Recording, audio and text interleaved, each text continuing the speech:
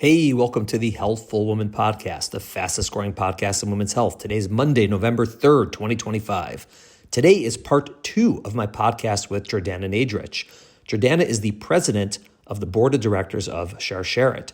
Last week, Jordanna told the beginning of her story about losing her mother to breast cancer and then finding out that she herself was at high risk of developing breast cancer due to being a BRCA carrier that amazingly she did not inherit from her mother.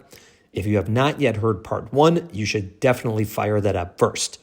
Today, Jordanna is going to talk about her decision to undergo a bilateral mastectomy and how she got involved with Sharsheret. Thank you, Jordanna, for coming on the podcast to tell your story and for all the work you do for Sharsheret and the broader community. All right, thanks for listening. See y'all next week. Welcome to today's episode of Healthful Woman, a podcast designed to explore topics in women's health at all stages of life. I'm your host, Dr. Nathan Fox, an OBGYN and maternal fetal medicine specialist practicing in New York City. At Healthful Woman, I speak with leaders in the field to help you learn more about women's health, pregnancy, and wellness. All right, Jordanna, thanks for sticking around for part 2. For our listeners, it's the next week. For us, it's 3 minutes later. Last week, we got to meet you and hear your story as to who you are, the tragic story of your mother and her diagnosis and passing away, and then your sort of reckoning with your own genetic risk from your mother, from your BRCA, having the mastectomy prophylactically, although there was precancerous cells there. We ended with your mother being the angel watching over you, saving your life, and then the life of your kids, and basically keeping your family around. And I wanted to start with this week. Once you got the mastectomy, did you tell anybody, or was it like, I'm going to recover at home, I'm going to have a plastic surgery, and I'm just going to I'm going to look great, and that's it, and this is just going to be my story? So I didn't want to tell anybody because I still at this point was living in this world where I was tainted. I had this BRCA gene and it tainted me and my family, and I wasn't ready to share it. Right. And people weren't doing it.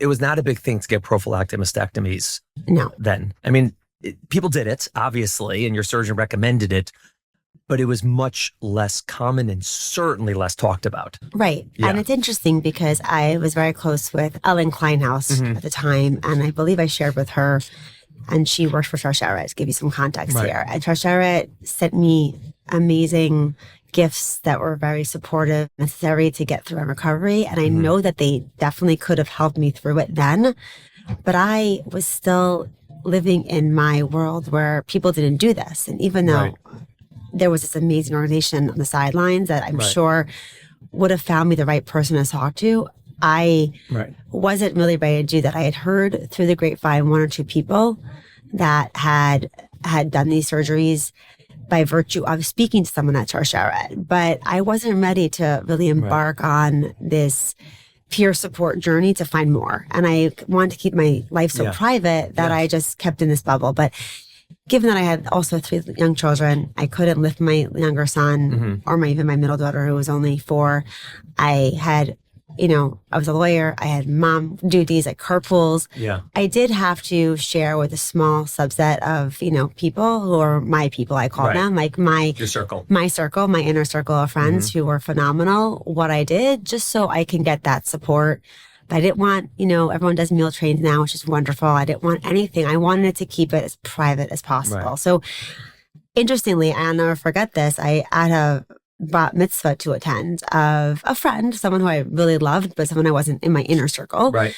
And 2 weeks post mastectomy. And I remember thinking, I'm going to go. I'm going to do this. And I was a doer. I was back at work within 14 days, or 12 days, which was kind of unheard of at the time. And I was like, what am I going to tell everyone? Why I'm not dancing? Why I have to be careful? And I can barely move at this point. And I remember saying I had back surgery, which I should have researched more, because someone at the bat mitzvah came and said, I had back surgery. Was it L4, L5? What did you do? And I was like, oh no, I don't have answers. And I remember thinking I sounded like a complete bumbling fool, not being able to answer what kind of back surgery I had. And I almost like walked away saying, next time I should be more prepared with my story if I'm going to say I had back surgery. But that's what I did. I just didn't share it. I said I had back issues. I just kind of, I punted on what I actually did because it wasn't that I was not able to confront it. Like you just said earlier last week, I was able to confront it. I knew what I had to do. It still felt like I was swimming alone in this world. Where was, at the time, where was Sharsheret in terms of their organizational sort of history? So Sharsheret, and I don't know how much your callers, your listeners rather, know about Sharsheret, but it was founded in 2001 by a woman named Sharsheret. Sharsheret, by the way, is Hebrew for the word chain, link, which is connections, which is the most powerful word we think about what breast cancer, ovarian cancer means for individuals. It's like, making those connection, that link. But she founded in 2001. She was a young mom, 28-year-old woman, brilliant lawyer, mom of 2 at the time, who was diagnosed with breast cancer.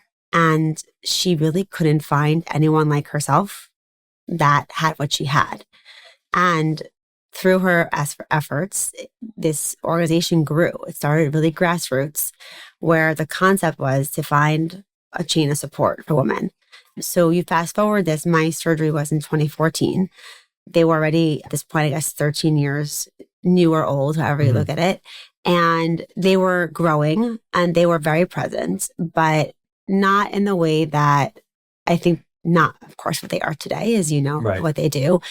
But they were growing across the country then. They provide a lot of, obviously, emotional, psychosocial counseling, support, information, and they want to be there for me. To their credit, they want to do everything. I was reluctant to take that help. And it wasn't my first, connection to them. I had listened to some of their, I guess they had these webinars, whatever they were called, back in 2010 or 11. But I really wasn't ready to seek the help. I didn't think I needed the help, candidly. And I think that's a lot of women feel. You kind of feel like, I can do this. I have my family. I have my few friends. Right. I can do this. And I felt that way at the time, I think. And looking back, oh, wow, was I wrong? Yeah. Really, was I wrong?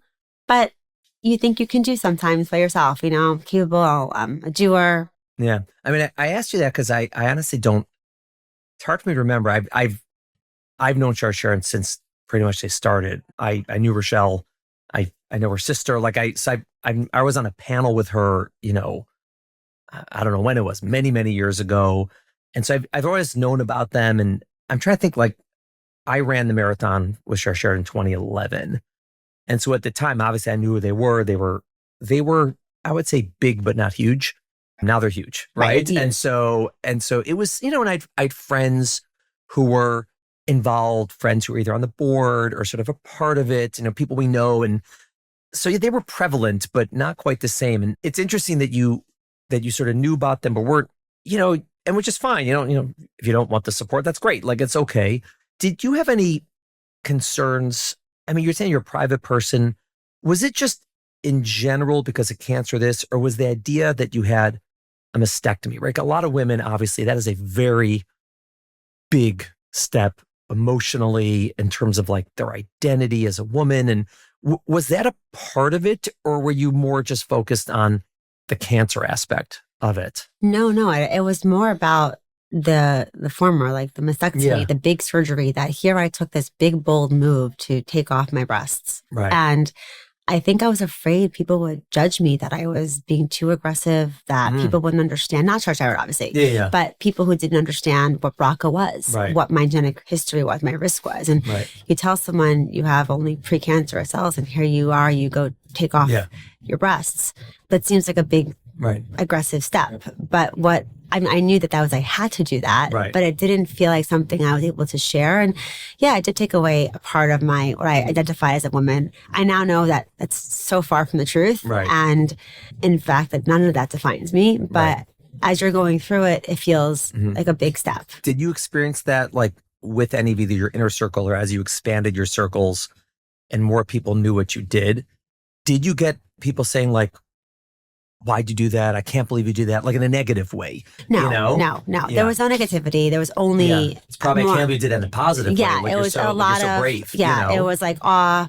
reverence, wow. And then they found out that I was like, when I found after the fact, when I finally was able to start sharing some of what I was doing, that I was back at work, that I did this in surgery to save my life. And, people say, oh, you did it, you're a hero. I don't view myself that because, or you did this, you're selfless because you did it for your children.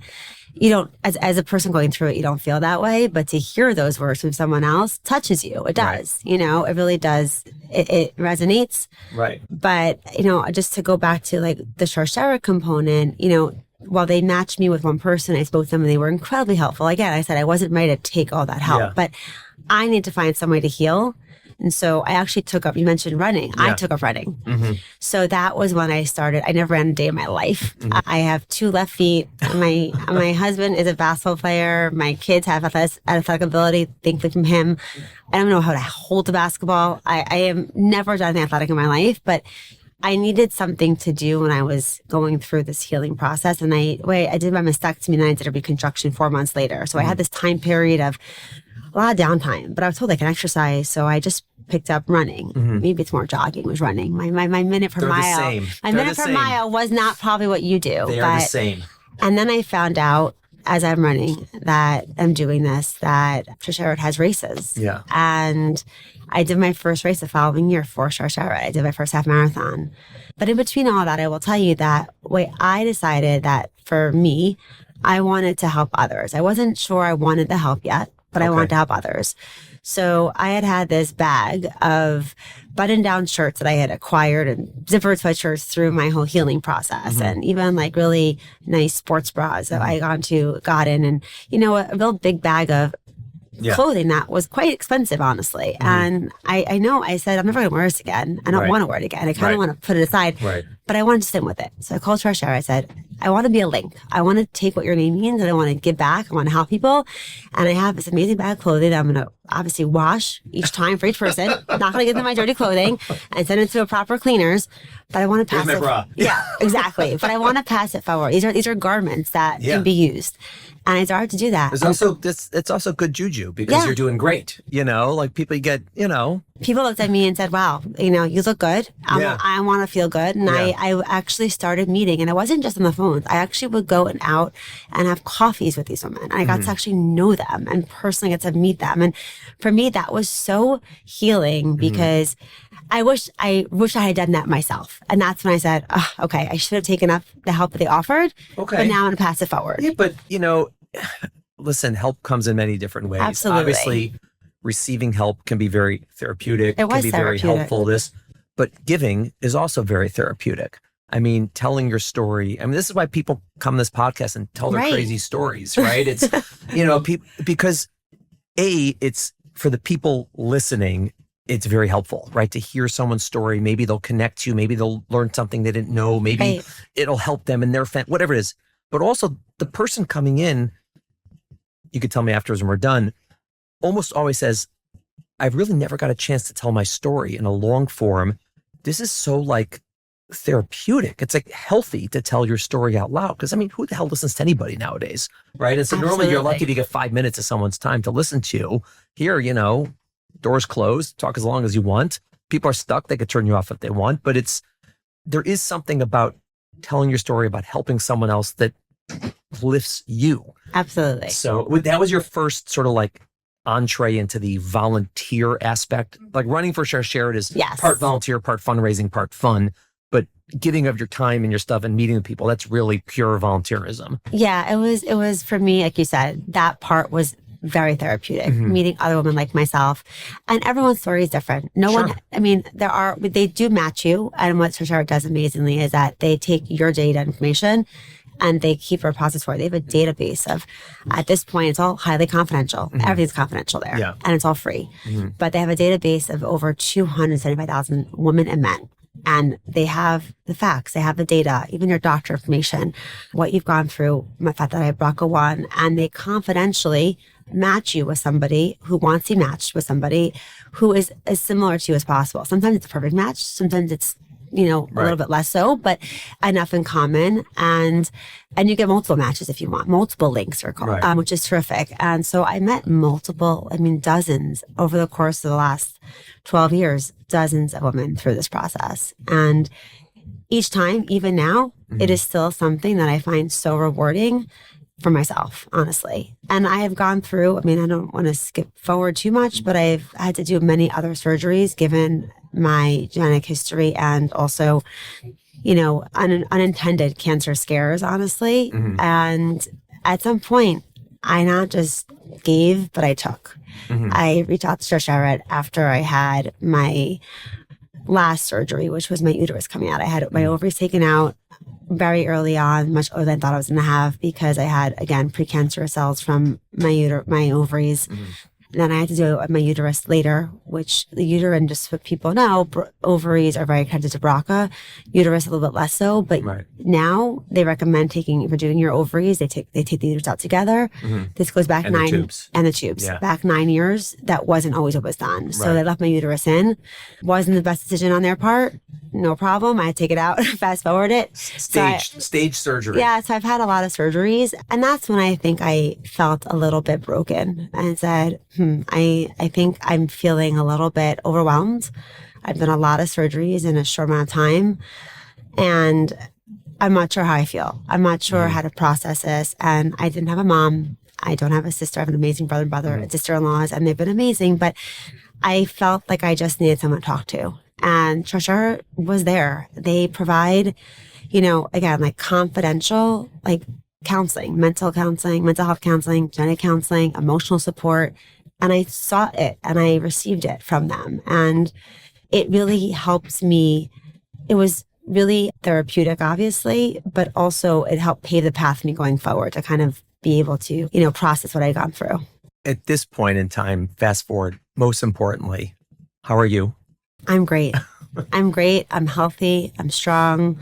I gave up running because my knee's not so great anymore. My hip, but nothing to do with anything else. We're middle-aged, my friend. But I did break down. Totally. But I did run 2 more half marathons though for Sharsheret. So there's surgeries for those too. You can get hips, knees, and get everything replaced. Exactly.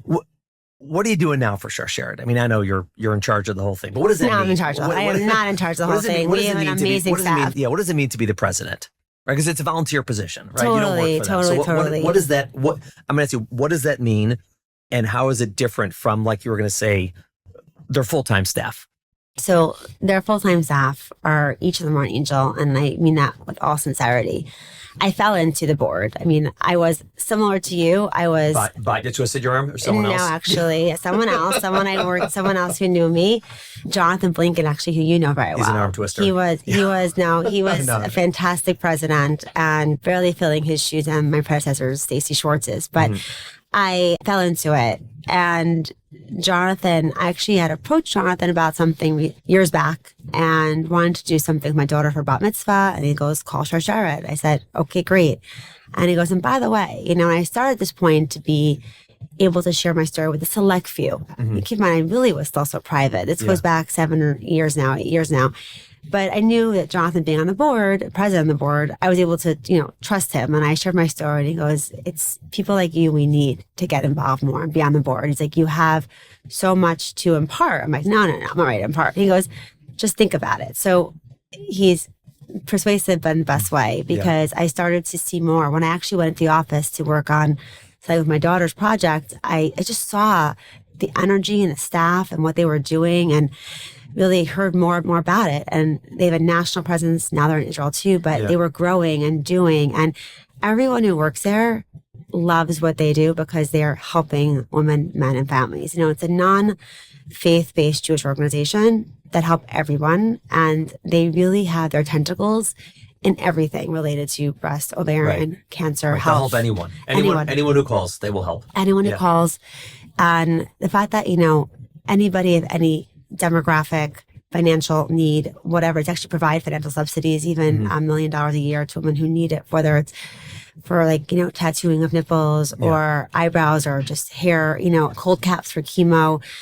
There's just so many things they do. And what you don't understand until you're going through it is what you need. And Sharsheret gets that. Right. They get the process from A to Z, from your first mammogram to even post-treatment, post-surgery, post-everything, living with breast cancer.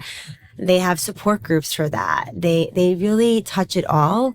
on the psycho-emotional side of it, psychosocial side of it. And I saw that. And I wanted to be part of it. I wanted in. I'm like, how do I get in? How do I do more?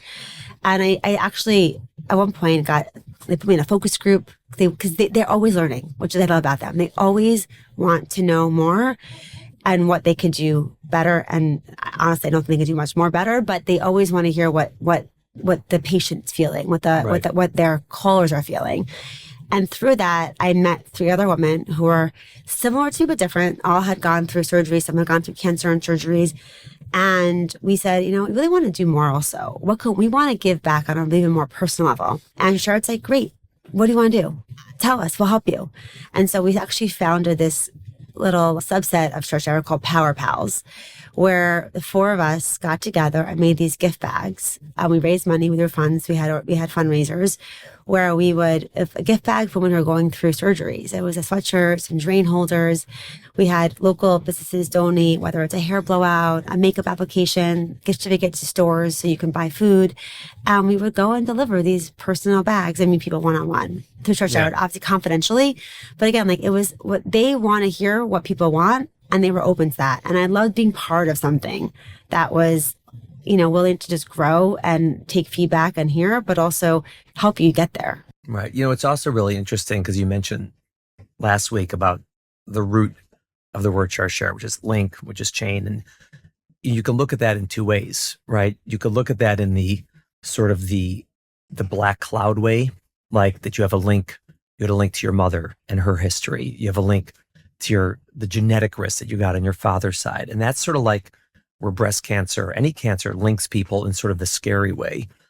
But then you sort of flip it and you turn it into like the link between all the other people who go through this and all of their families. And what's amazing about, when I look at Sharsheret, I would have said a month ago from the outside, but now from the inside, everybody knows someone who has had breast cancer as a family, or everyone sort of does.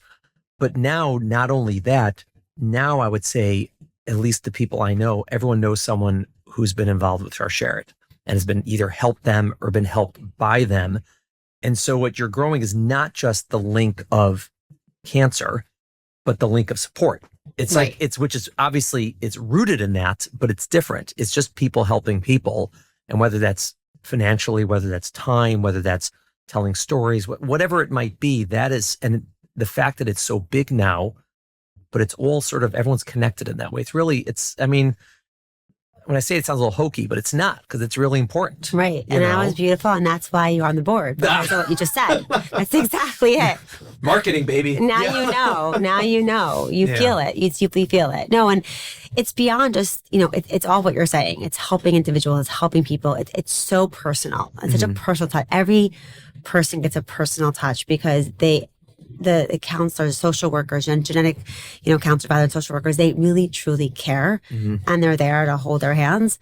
And it's also the other side of it, actually, which is, impressive beyond, which I learned as I got more involved in you're learning now, is that they are accredited, and affiliated with the CDC and, many pharmaceutical companies and a lot of partners and support through all of that, which is, they're out there. They're doing good nationally. Right. And now they're in Israel also. Right. Which, by the way, is tremendous because Israel didn't have anything like this. And with, last 2 years being what they have been there, and women not knowing where to turn because whether, feeling they can't turn to their husbands, their partners, or, anyone because they're busy, they're serving. Yeah. The Sharet's been there for them. It's amazing. When did you ultimately go public with your story? And when was that? And how'd that come about? So, because now it's public, it's out there. It's out there. You can Google you. It's out there. It's out there. So I think it was very slow. It was a trickle, I would say. It wasn't a waterfall. It was a trickle. It hit slowly with each link, each person I spoke to, I shared. And then I had friends who knew, so they would say, we know somebody. So I would share. And everyone is confidential when they would speak to them, but I think my stories just started to trickle out slowly. So it was going out in drips and drabs, the people who knew I had it. And then when I joined the board, they asked me to write a bio, and I didn't want to share what I went through. I just made it more about my mom. I even was interviewed for one of their videos, Sharsheret's videos years ago before COVID. And I, again, made my involvement not about my personal story, interesting, but I credited my mom. Yeah. And I think when I became vice president and they wanted me to, on the board, and they wanted me to update my bio, someone said, do you want to put the word previvor in? And I was like, that's kind of outing me, isn't it? Because the word previvor, and you called me a survivor last week. I don't know. I've been called survivor too. And actually met with a woman recently at an event who told me, you're a survivor, not a previvor, which I appreciate too. But either way, those words, either one of those words mean that you got ahead of it with, or you lived through it. Whichever way you look at it, it defines you in certain ways. And so by putting it out there on their website, I was defining myself. And I did it. And I know it was subtle, but it was my way of saying, okay, I'm ready to start sharing. And I think I started to speak a little more at whether it was at events or schools, but never publicly, never broadcasting it.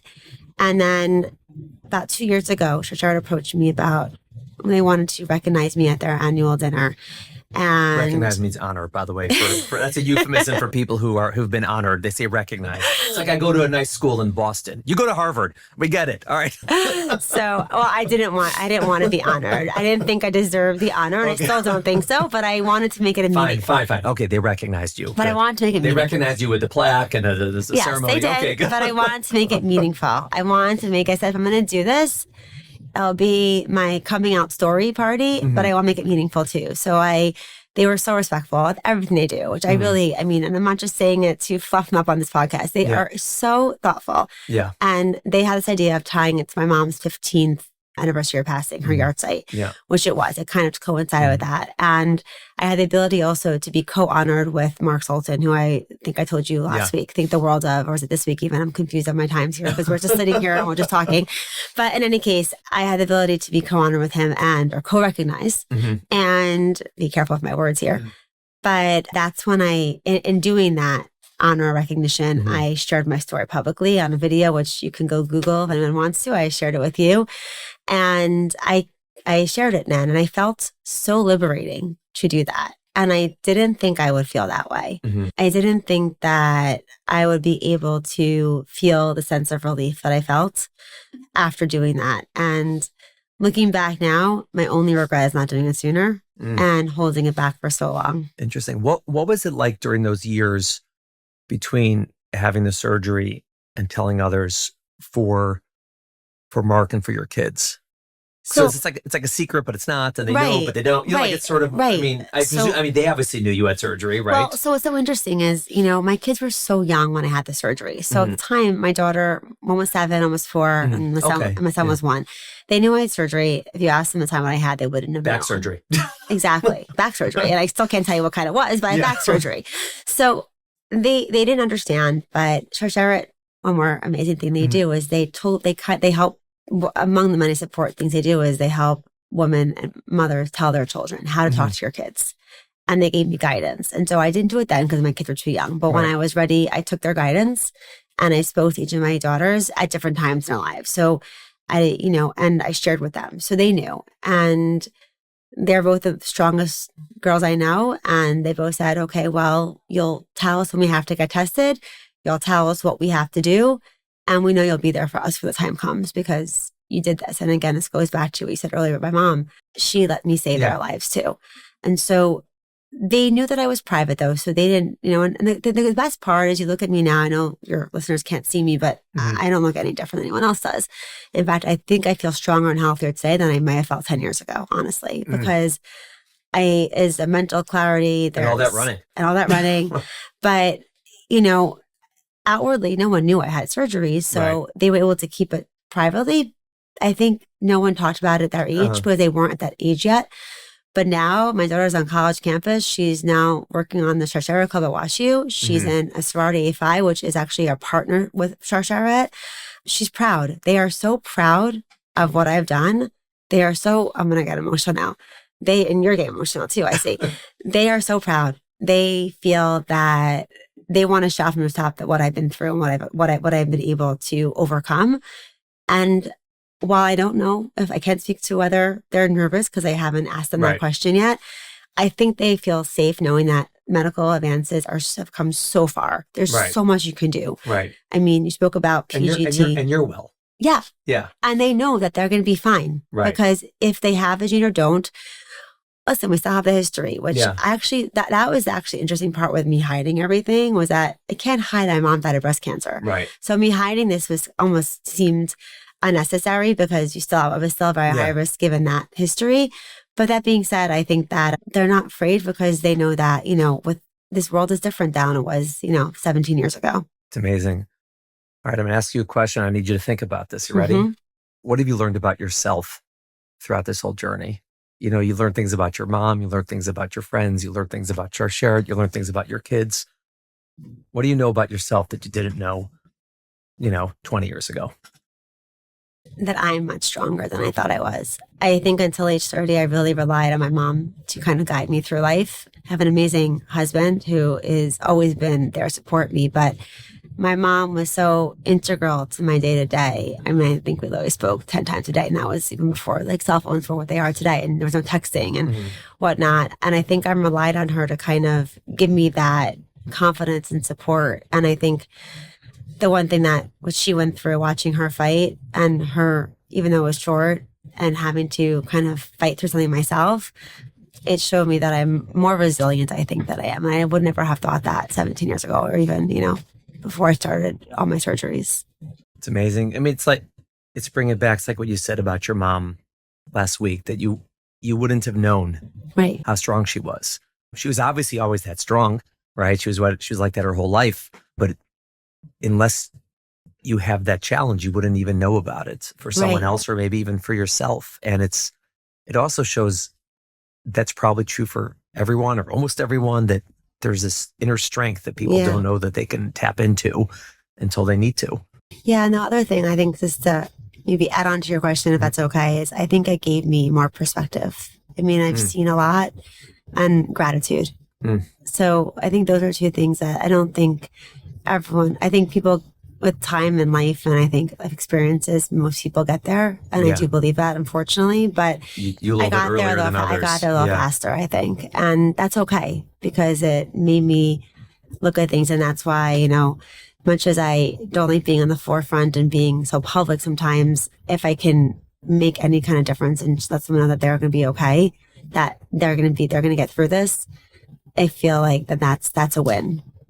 Amazing. Thank you so much for doing this. It's a lot to tell your own story. Some of it's uncomfortable, obviously, and some of it's amazing, to tell your own story. People always are a little shy about it, but it's amazing. I'm so glad you did it for me personally, so I get to hear it, but also for, the millions of people listening right now to you. Everyone appreciates it. Thank you so much. Well, I appreciate it. Thank you for letting me do that. And I hope that if nothing, else comes of this, for those who are listening, they know they're not alone, that it's okay to share.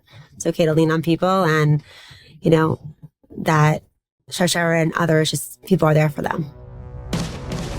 Thank you for listening to the Healthful Woman Podcast. To learn more about our podcast, please visit our website at www.healthfulwoman.com.